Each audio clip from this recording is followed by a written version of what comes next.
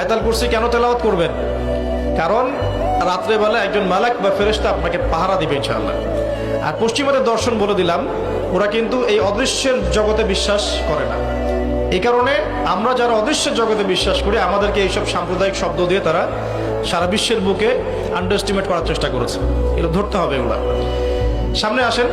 এখন কুরসির পরে কি আছে? এই কুরসির উপরে আছে একটা মহাসাগর। কি আছে? মহাসাগর। নাসা কি বলেছে এখন পর্যন্ত? এই জন্য আমরা কেউ বিশ্বাস করি না। কালকেই যদি দেখবেন নাসা বলে দেয় হ্যাঁ একটা মহাসাগরের সন্ধান পাওয়া গেছে, পৃথিবী থেকে লক্ষ কোটি আলোকবর্ষ দূরে, নাম দিয়ে দিল যে .FM0000mm2, একটা নাম দিয়ে দিল। ওরা তো এরকম নাম দেয় আর কি, তাই না? বাস তখন কিন্তু দেখবেন সারা বিশ্বের মানুষ চোখ বন্ধ করে বিশ্বাস করবে কি না?